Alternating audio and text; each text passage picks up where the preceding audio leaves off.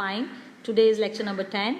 We are going to start a new chapter, chapter number 3, that is coordination and control. The learning objectives of this chapters are coordination and control in plants, plant hormones or growth regulators, phototropism, biological rhythms and circadian rhythms, biological clock, photoperiodism, response to environmental stress, defense against pathogen. Control through plant hormones. First, we discuss about the definition of coordination. What is coordination? Coordination is the ability to use different parts of the body together. Plants की जो different parts हैं, body parts हैं, उन सब का एक साथ मिलकर अपने फंक्शन को परफॉर्म करना जो है वो कोऑर्डिनेशन कहलाता है. इसकी एग्जांपल इस तरह से भी है कि अगर हम 3 स्टूडेंट्स का ग्रुप बना लें और उनको जो है वो एक टास्क दें कि आपने सेकेंडरी ग्रोथ के टॉपिक पर असाइनमेंट कंप्लीट करना है, तो वो तीनों स्टूडेंट्स को चाहिए कि वो आपस में मिलकर एक दूसरे से कोऑर्डिनेट करेंगी और उस तरह का असाइनमेंट तैयार करेंगी. ये भी हो सकता है कि वो तीनों स्टूडेंट्स एक ही जैसा टॉपिक लिखें, मीन की डेफिनेशन लिखी और एक्सप्लेनेशन के साथ उसको सबमिट करा दिया. जब चेक किया गया तो वो एक ही जैसा असाइनमेंट मतलब कंप्लीट हुआ. तो अगर वो एक साथ कोऑर्डिनेट करके जब एक जैसा असाइनमेंट कंप्लीट करेंगी तो इस तरह से टास्क जो है वो कंप्लीट होगा. तो अगर प्लांट्स में भी डिफरेंट बॉडी पार्ट्स जो हैं वो डिफरेंट तरह के फंक्शन एक साथ मिलकर जब परफॉर्म करते हैं तो वो कोऑर्डिनेशन कहलाता है. अब प्लांट्स में जो कोऑर्डिनेशन है उसमें एक कंट्रोल सिस्टम भी होता है. अब ये 2 तरह के कंट्रोल मैकेनिज्म जो है वो प्लांट बॉडी में प्रेजेंट होते हैं. एक केमिकल कंट्रोल होता है और एक नर्वस कंट्रोल होता है. जो केमिकल कंट्रोल है वो स्लोअर इन एक्शन होता है, मीन के वो स्लोली वर्क करता है, और जो नर्वस कंट्रोल होता है वो फास्टर इन एक्शन होता है और फास्टली अपना फंक्शन परफॉर्म करता है. जब हम प्लांट की बात करें तो प्लांट में सिर्फ केमिकल कंट्रोल सिस्टम प्रेजेंट होता है और इस सिस्टम की वजह से प्लांट अपने फंक्शंस को परफॉर्म करते हैं. ठीक है. अब है प्लांट हार्मोन्स और ग्रोथ रेगुलेटर्स.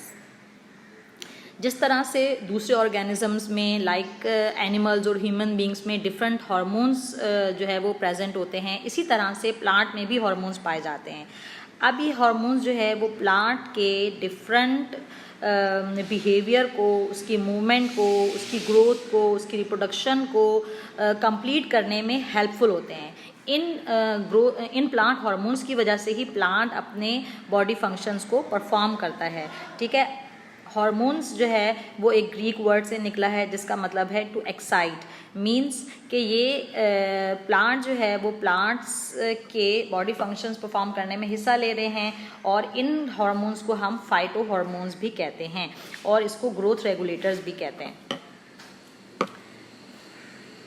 प्लांट जो फाइटो हार्मोन्स हैं उनकी जो सबसे बेस्ट एग्जांपल है वो है फोटोट्रोपिज्म. मीन के photo mean light, tropos mean turn. Mean जब प्लांट का लाइट की तरफ मुड़ जाना कहलाता है फोटोट्रोपिज्म. इस पिक्चर में आप देख रहे हैं कि ये एक स्टेम का एपेक्स है. इस एपेक्स के अंदर जो है वो ऑक्सीजन्स के मॉलिक्यूल जो है वो प्रेजेंट है. अब ये स्टेम में के एपेक्स में जो ऑक्सीजन मौजूद हैं ये ऑक्सीजन्स प्लांट की ग्रोथ में हिस्सा ले रहे हैं, मीन के इस एपेक्स को इलोंगेट कर रहे हैं, इसकी ग्रोथ को बढ़ा रहे हैं.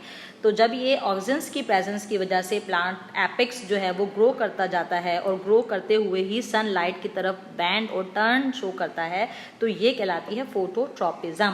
अब ये ऑक्सीजन जो है वो सबसे पहले F.W. वेंट ने डिस्कवर किया और इसका नाम ऑक्सीजन रखा गया. बायोलॉजिकल रिदम और बायोरिदम्स. अब प्लांट्स में जो है वो डिफरेंट तरह की एक्टिविटीज़ होती हैं, डिफरेंट तरह के बिहेवियर्स होते हैं. मीन के दिन के वक्त जो है वो प्लांट अपने स्टोमेटा ओपन करते हैं, दिन के वक्त रिस्पायरेशन करते हैं, ट्रांसपायरेशन का प्रोसेस परफॉर्म करते हैं, फिर स्लीपिंग मूवमेंट शो करते हैं रात के वक्त. इसके अलावा प्लांट्स में रिप्रोडक्शन होती है, सीड प्रोड्यूस होते हैं, फ्लावरिंग होती है. तो ये प्लांट्स की डिफरेंट बिहेवियरल एक्टिविटीज़ होती हैं.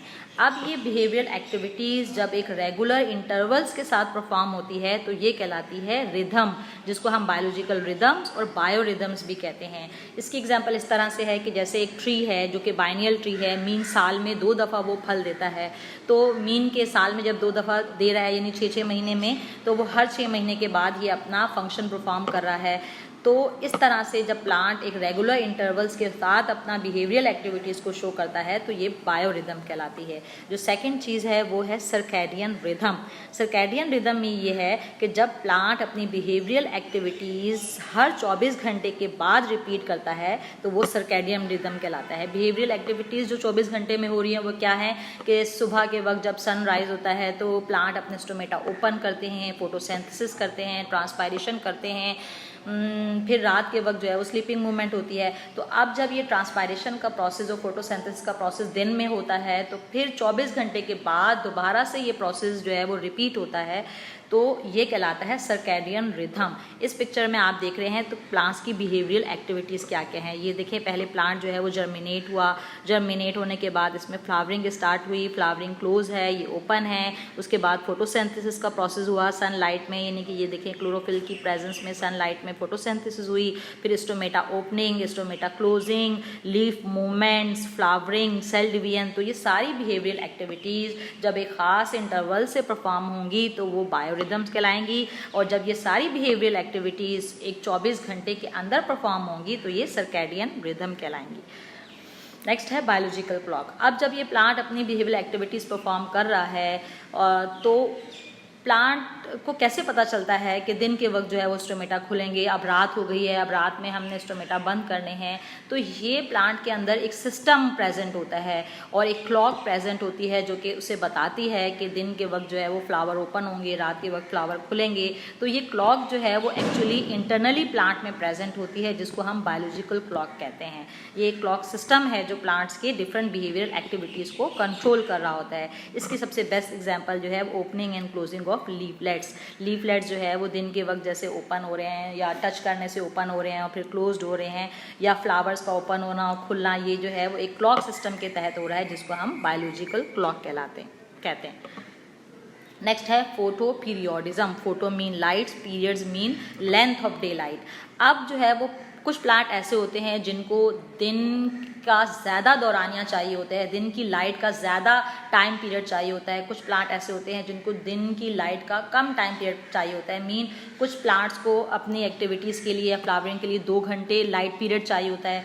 कुछ प्लांट्स को अपने फ्लावर्स को ओपन करने के लिए 6 घंटे का लाइट पीरियड चाहिए होता है, और कुछ जो है वो तकरीबन आधे दिन का लाइट पीरियड चाहिए होता है जो बिहेवियरल एक्टिविटीज़ को पूरा करते हैं। आप देखें इस पहली पिक्चर के अंदर ये प्लांट को जो जब सनलाइट का जो है वो आधे से कम हिस्सा सनलाइट का मिला तो उसने अपने फ्लावर को ओपन नहीं किया, फ्लावर क्लोज हैं। अब ये देखें जब आधे से ज़्यादा टाइम जो है वो लाइट का गुजर गया, यानी कि दिन का आधे से ज़्यादा हिस्सा लाइट का प्लांट को जब मिला तो प्लांट ने फ्लावरिंग स्टार्ट कर दी। अब ये देखें जब इसमें लाइट का कम हिस्सा प्लांट को मिला तो इसमें फ्लावरिंग नहीं हुई। तो इसका मतलब ये है कि फोटो पीरियोडिज्म यानी कि the length of the day light period has great influence on the behaviour of plant particular on their flowering, यानी कि लाइट के टाइम पीरियड का प्लांट की फ्लावरिंग पर बहुत ज़्यादा असर होता है, जिससे वो अपने बिहेवियरल एक्टिविटीज़ को कंप्लीट कर सकते हैं। नेक्स्ट है रिस्पॉन्स टू इन्वायरमेंटल स्ट्रेस। अब ये जो इन्वायरमेंटल स्ट्रेस का ये जो टॉपिक है ये बहुत इंपॉर्टेंट है और ये डिटेल क्वेश्चंस के तौर पर आता है कि write down the environmental stress on plants. Environmental stress जो है वो प्लांट्स को होते हैं, जिस तरह से ह्यूमन बींग्स में भी डिफरेंट स्ट्रेस डेवलप होते हैं, इस तरह से प्लांट में भी जो है वो स्ट्रेस डेवलप होता है। अब ये स्ट्रेस जो है वो डिफरेंट चेंज की वजह से होता है। अब प्लांट्स को डिफरेंट इन्वायरमेंटल कंडीशन का सामना करना पड़ता है।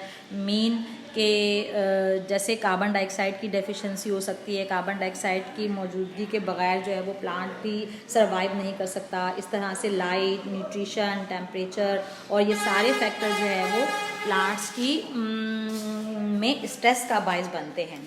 स्ट्रेस एक्चुअली क्या है?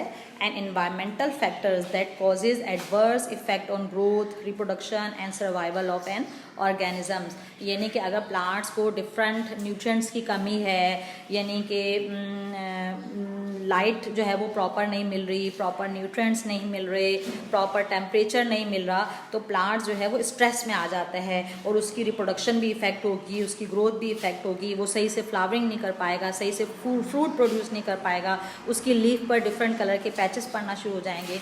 तो एक्सटर्नल इन्वायरमेंट की डेफिशिएंसी की वजह से, एक्सटर्नल इन्वायरमेंट में जो न्यूट्रिएंट प्रेजेंट हैं उनकी डेफिशिएंसी की वजह से प्लांट्स को डिफरेंट स्ट्रेस का सामना करना पड़ता है। जो फर्स्ट ये रिस्पॉन्स टू इन्वायरमेंटल स्ट्रेस जो है वो डिफरेंट तरह के होते हैं। जो पहला है वो है वाटर शॉर्टेज और ड्रॉट कंडीशन, सेकंड है लेस ऑक्सीजन सप्लाई, थर्ड है high concentration of salt in soil, high temperature, low and cold temperature और हर्बीवोरी और ओवरग्रेजिंग। इस पिक्चर में आप देख रहे हैं कि ये प्लांट को देखें डिफरेंट जो है वो स्ट्रेस का सामना करना पड़ा है। ये सनलाइट हैं, इंसेक्ट्स हैं और ये क्लाउड्स हैं, तो डिफरेंट वेदर कंडीशंस का प्लांट की हेल्थ पर बहुत ज़्यादा असर पड़ता है। अगर ये वेदर कंडीशन जो है वो फेवरेबल नहीं होती तो प्लांट जो है वो स्ट्रेस में आ जाते हैं। अब हम वन बाय वन इसे डिस्कस करेंगे। जो पहला स्ट्रेस प्लांट फेस करता है वो है ड्रॉट कंडीशन, यानी कि प्लांट एक ऐसी कंडीशन में सर्वाइव कर रहा है जहाँ पे जो है वो बहुत ज़्यादा वाटर शॉर्टेज है, पानी की कमी है, तो उस इन्वायरमेंट में प्लांट को बहुत ज़्यादा मुश्किल होती है अपने आप को सर्वाइव करना, अपने आप को बचाने के लिए। तो इससे बचने के लिए प्लांट कुछ एडॉप्टेशन कर लेते हैं। जो पहली एडॉप्टेशन प्लांट करते हैं वो क्या करते हैं, reduce the rate of transpiration, mean plant reduce the rate of transpiration, यानी कि ट्रांसपायरेशन को कम से कम कर देते हैं। यानी पानी की कमी होती है, बारिशें हो नहीं रही, वाटर वहाँ पर अवेलेबल नहीं है, तो प्लांट क्या करेंगे, ट्रांसपायरेशन नहीं करेंगे ताकि वाटर लॉस ना हो, वाटर सेफ रहेगा तो प्लांट सर्वाइव करेगा। ठीक है। इसके अलावा क्या करते हैं कि जो लीफ में मौजूद गार्ड सेल्स हैं उनकी टर्जिडिटी लॉस हो जाती है, स्टोमेटा बिकम क्लोज्ड, यानी कि गार्ड सेल्स के अंदर वाटर जो है वो लॉस हो जाता है, जिसकी वजह से स्टोमेटा क्लोज्ड हो जाते हैं। स्टोमेटा क्लोज्ड होंगे तो ट्रांसपायरेशन भी नहीं होगी। ठीक है। और नेक्स्ट क्या होता है कि roots also grow deeply in soil for absorption of water, यानी कि वो डीप रूट डेवलप कर लेते हैं ताकि वो वाटर को एब्जॉर्ब कर सकें अपनी सर्वाइवल के लिए। ठीक है। अब अच्छा, ड्रॉट कंडीशंस में क्या होता है कि सेल्स के जो लीफ में जो मेसोफिल सेल्स होते हैं इसमें एक एसिड प्रोड्यूस हो जाता है जो स्टोमेटा को क्लोज कर देता है। मीन एब्सिसिक एसिड आप इसे कह लें कि ऐसा हार्मोन्स प्रेजेंट होता है, ऐसा एसिड डेवलप होता है जो कि स्टोमेटा को क्लोज कर देता है, क्योंकि इसे सर्वाइव करना है और सर्वाइवल के लिए स्टोमेटा क्लोज हो जाते हैं। अच्छा, कुछ प्लांट्स में क्या होता है कि उनका लीफ साइज जो है वो कम हो जाता है, मीन के वो लीफ जो है वो स्पाइन में कन्वर्ट हो जाते हैं। लीफ का जो सरफेस एरिया होता है वो भी बहुत ज़्यादा जो है वो ट्रांसपायरेशन में हेल्प करता है। जितना सरफेस एरिया ज़्यादा होगा उतनी ट्रांसपायरेशन होगी। तो प्लांट्स क्या करते हैं अपने आप को सर्वाइव करने के लिए लीफ सरफेस एरिया को कम कर लेते हैं, मीन के थिन कर लेते हैं, लीफ थिन हो जाते हैं, स्पाइनी हो जाती हैं ताकि स्टोमेटा नहीं होगा और उनका जो वो ट्रांसपायरेशन नहीं होगा तो वो वाटर जो है वो सेफ रहेगा। नेक्स्ट रिस्पॉन्स जो शो होता है वो रिस्पॉन्स टू ऑक्सीजन डेफिशिएंसी।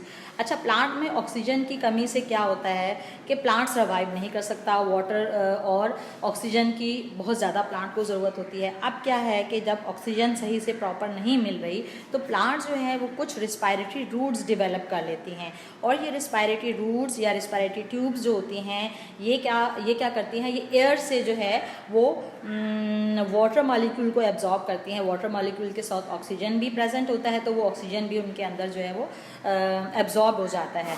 तो प्लांट्स इस कंडीशन से जो है वो ऑक्सीजन की डेफिशिएंसी से स्ट्रेस में आ जाते हैं, और इस स्ट्रेस से निकलने के लिए प्लांट्स रिस्पायरेटरी रूट्स डेवलप करते हैं। ये रिस्पायरेटरी रूट्स का क्या फंक्शन होता है कि ये ऑक्सीजन जो है वो डायरेक्ट एयर से एब्जॉर्ब कर लेती हैं और अपने आप को सेव करते हैं। नेक्स्ट है रिस्पॉन्स टू सॉल्ट स्ट्रेस। अच्छा, अब प्लांट्स जो हैं वो हेलोफाइट कंडीशन में ग्रो करते हैं। मैंने आपको बताया था एक ग्रुप ऑफ प्लांट ऐसा है जो हेलोफाइट्स होते हैं। हेलोफाइट्स वो प्लांट्स होते हैं जो कि मार्शी एरियाज़ में प्रेजेंट होते हैं जहाँ पे सॉल्ट कंसनट्रेशन बहुत ज़्यादा होती है। ये फर्स्ट पिक्चर में आप देख रहे हैं कि ये हेलोफाइट्स हैं प्लांट। हेलोफाइट्स ऐसी जगह पर ग्रो कर रहे हैं नियर टू सी जहाँ पर सॉल्ट बहुत ज़्यादा मौजूद है। तो अब जब इस कंडीशन में क्या होता है कि सॉल्ट बहुत ज़्यादा है तो प्लांट जो है वो रूट्स के ज़रिए से जब वाटर एब्जॉर्ब करेगा तो वाटर के साथ सॉल्यूट भी आ जाएगा। मीन जब सॉल्यूट, मैंने आपको बताया है कि सॉल्यूट के साथ साथ हमेशा से वाटर ट्रैवल करता है, यानी जहाँ जहाँ सॉल्यूट ट्रैवल करेगा उसके साथ साथ वाटर भी आएगा। अब जब वाटर की नीड होती है तो प्लांट जब वाटर एब्जॉर्ब कर रहा है तो साथ में सॉल्यूट भी आ रहा है, मीन कि उसमें जो है वो सॉल्ट भी प्रेजेंट है, तो प्लांट के अंदर क्या होगा कि बहुत ज़्यादा सॉल्ट हो जाएगा। तो इस स्ट्रेस से बचने के लिए प्लांट क्या करते हैं कि सॉल्ट कंसंट्रेशन से बचने के लिए प्लांट क्या करते हैं कि सॉल्ट ग्लैंड प्रोड्यूस कर लेते हैं। इस पिक्चर में आप देख रहे हैं कि ये एक लीफ है, इस लीफ के अंदर डिफरेंट सॉल्ट ग्लैंड है। अब ये सॉल्ट ग्लैंड क्या करते हैं, ये सॉल्ट ग्लैंड जो है वो सॉल्ट को जो है वो बाहर निकाल देते हैं, यानी कि लीफ से बाहर निकालते हैं, एवापोरेट करते हैं सॉल्ट को, ताकि वो अंदर का एनवायरनमेंट बैलेंस हो सके। तो जब सॉल्ट को बाहर जो है वो निकाला जाता है तो ये देख रहे हैं आप लीफ की सरफेस के ऊपर सॉल्ट के क्रिस्टल्स भी बाकायदा नज़र आ रहे हैं, ठीक है। तो इस तरह से प्लांट्स क्या एडॉप्टेशन करता है कि अपने लीफ में सॉल्ट ग्लैंड को प्रोड्यूस कर सकता है। इन सॉल्ट ग्लैंड का क्या फंक्शन है कि ये प्लांट से सॉल्ट को बाहर पंप आउट कर देते हैं, बाहर निकाल लेते हैं। और इस कंडीशन में जो कि सलाइन कंडीशन है जहाँ पे सॉल्ट बहुत ज़्यादा है, सिर्फ हेलोफाइट्स ये अडॉप्टेशन करते हैं और अपने आप को सर्वाइव करते हैं, अदरवाइज दूसरे ऑर्गेनिज्म जो हैं वो इस कंडीशन में सर्वाइव नहीं कर सकते। सिर्फ हेलोफाइट्स में ये ख़ास खसूसियत है कि वो सॉल्ट ग्लैंड प्रोड्यूस कर लेते हैं और अपने आप को इस स्ट्रेस से बचाने के लिए जो है वो सर्वाइव करने के लिए सॉल्ट ग्लैंड प्रोड्यूस करते हैं और स्ट्रेस से बाहर निकलते हैं, अदरवाइज दूसरे ऑर्गेनिज्म इस लाइन कंडीशन में सर्वाइव नहीं कर सकते। नेक्स्ट है response to heat stress. Heat जो है वो प्लांट के ऊपर भी बहुत इफेक्ट करती है। सनलाइट ज़्यादा हो, टेम्परेचर ज़्यादा हो, टेम्परेचर 40 डिग्री सेंटीग्रेड से अगर ज़्यादा टेम्परेचर हो जाता है तो प्लांट्स में जो एंजाइम्स हैं वो डीनेचर हो जाते हैं। अब जब एंजाइम्स डीनेचर होंगे तो एंजाइम जो है उसकी मेटाबॉलिक एक्टिविटीज़ पर इफेक्ट करते हैं। तो अगर टेम्परेचर 40 डिग्री से ज़्यादा होगा और तो इतना ज़्यादा स्ट्रेस जो है वो प्लांट बर्दाश्त नहीं कर सकता, तो उसके लिए प्लांट क्या एडॉप्टेशन करते हैं कि हीट शॉक प्रोटीन जो है वो प्रोड्यूस करते हैं, वो डेवलप करते हैं, जो कि एंजाइम को सेफ करती है, उसको डीनेचर होने से बचाती है। जब एंजाइम सेफ होगा तो वो एंजाइम अपना प्रॉपर फंक्शन जो है वो परफॉर्म करेगा और मेटाबॉलिक एक्टिविटीज़ में हिस्सा लेगा। इसके अलावा एक और एडॉप्टेशन क्या होती है, शाइनी क्यूटिकल्स। शाइनी क्यूटिकल मैंने आपको बताया था पहले भी कि ये हीट स्ट्रेस से बचने के लिए प्लांट्स की लीफ सरफेस एरिया पर शाइनी क्यूटिकल्स आ जाती है। इससे क्या होता है कि जब सनलाइट जो है वो लीफ पर पड़ती है तो वो एब्जॉर्ब होने के बजाय रिफ्लेक्ट होकर वापस चली जाती है, तो वो इस तरह से हीट से बच सकते हैं शाइनी क्यूटिकल डेवलप करके। नेक्स्ट है रिस्पॉन्स टू कोल्ड स्ट्रेस। हाँ, लो टेम्परेचर भी प्लांट के ऊपर बहुत इफेक्ट कर रहा है। लो टेम्परेचर जब होता है यानी कि फ्रीजिंग पॉइंट होता है, बहुत सख्त सर्दियाँ हैं, तो प्लांट्स में क्या होता है कि उसकी मेम्ब्रेन्स के अंदर जो न्यूट्रिएंट्स जा रहे होते हैं तो उसकी मेम्ब्रेन जो है वो या मेम्ब्रेन की जो फ्लूइड नेचर है वो डिस्टर्ब हो जाती है और उस पर आइस क्रिस्टल्स बनना शुरू हो जाते हैं। यानी कि मेम्ब्रेन का काम क्या होता है, मेम्ब्रेन में जो है वो फ्लूइड जो है वो पास आउट होता है, मीन के सेल के अंदर एंटर भी करती हैं और सेल से बाहर भी फ्लूइड जाता है। तो जब ये प्रोसेस, जब उस मेम्ब्रेन में आइस क्रिस्टल्स फॉर्म हो जाएंगे तो उसमें जो है वो सॉल्यूट की मूवमेंट रुक जाएगी। जब सॉल्यूट की या न्यूट्रिएंट की मूवमेंट रुक जाएगी तो प्लांट्स के मेटाबॉलिक एक्टिविटीज़ डिस्टर्ब होंगी, तो प्लांट इस कंडीशन में स्ट्रेस में आ जाते हैं सर्दियों में। तो इस कंडीशन से बचने के लिए प्लांट जो है वो अनसैचुरेटेड फैटी एसिड प्रोड्यूस करते हैं, जो कि प्लांट्स के सेल मेम्ब्रेन में आइस क्रिस्टल्स बनने से रोकती है। अनसैचुरेटेड फैटी एसिड का क्या फंक्शन होता है कि ये आइस क्रिस्टल या आइस फॉर्मेशन को रोकती है ताकि प्लांट अपने मेटाबॉलिक एक्टिविटीज़ को अच्छे से परफॉर्म कर सके, ठीक है। कुछ प्लांट्स में क्या होता है कि फ्रीजिंग कंडीशन में फ्रक्टैंस प्रोड्यूस हो जाता है। फ्रक्टैन जो है वो फ्रक्टोज की ही एक पॉलीमर है, फ्रक्टोज शुगर है और उसकी एक पॉलीमर फ्रक्टैंस है, ये भी प्रोड्यूस करते हैं। ये फ्रक्टोज जो है वो सेल्स की कंपोजिशन को बचाती है और इसको साइटोसोल्स बिकम सुपर कूल, यानी कि इसमें साइटोसोल्स को कूल करती है और इसको अपने इस कंडीशन से निकलने के लिए या इस स्ट्रेस से निकलने के लिए ये फ्रक्टैंस प्रोड्यूस कर लेते हैं। नेक्स्ट है रिस्पॉन्स टू हर्बीवोरी।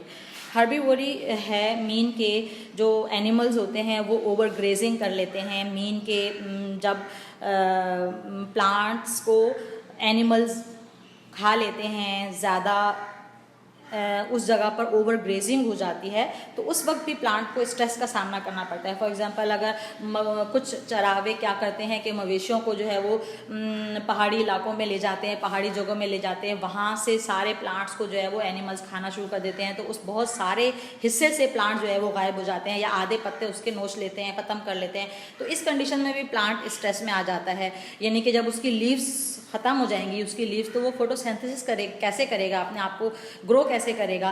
तो इस चीज़ से बचने के लिए भी प्लांट्स अडॉप्टेशन करते हैं।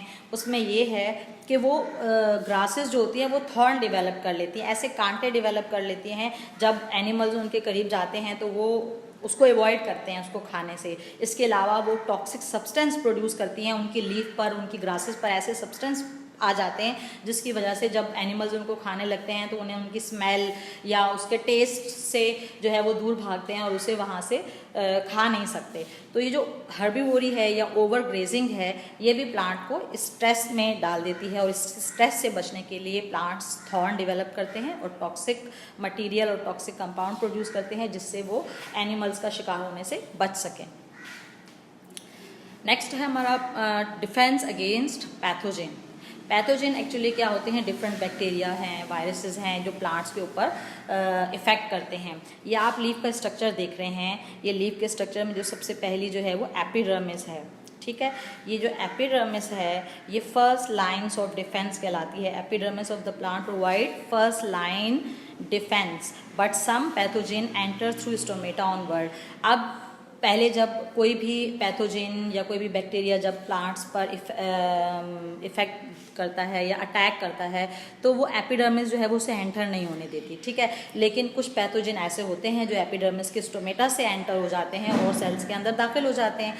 तो फिर क्या होता है कि सेकेंड लाइन डिफेंस जो है वो डेवलप होती है, और वो सेकेंड लाइन डिफेंस में क्या है कि ये फाइटोएलेक्सिन जो है वो प्रोड्यूस कर सकते हैं। Phytoalexin is a antibiotic, an antibiotic which destroy and inhibit the growth of pathogen. तो ये जो फाइटोएलेक्सिन है इन पैथोजेन को ग्रो नहीं करने देता, इनको डिस्ट्रॉय कर देता है, वहीं पर ख़त्म कर देते हैं। तो प्लांट्स को डिफरेंट पैथोजेंस का सामना करना पड़ता है, डिफरेंट वायरसेस का करना पड़ता है। उसकी लीव्स सरफेस पर जब वायरस या वो बैक्टीरिया इफेक्ट करते हैं, आपने देखा होगा अक्सर फसलों के ऊपर डिफरेंट जो है वो पैथोजन लगे हुए होते हैं, उसकी लीफ सरफेस पर वाइट कलर के रुई जैसे मौजूद होते हैं। तो ये सारे जो है वो बैक्टीरियाज होते हैं, ये पैथोजेंस होते हैं जो कि प्लांट्स को ग्रो नहीं होने देते, उसका फ्रूट डेवलप होने नहीं देते। तो उससे बचने के लिए जो है वो प्लांट जो है क्या अडॉप्टेशन करता है, पहला जो फर्स्ट लाइन डिफेंस है वो एपिडर्मिस है, और सेकेंड लाइन डिफेंस जो है फाइटोएलेक्सिन की प्रोडक्शन है,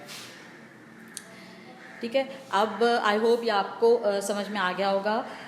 अब नेक्स्ट टॉपिक में इंशाल्लाह ताला हम चैप्टर नंबर 3 को ही कंटिन्यू करेंगे। ओके, अल्लाह हाफिज़।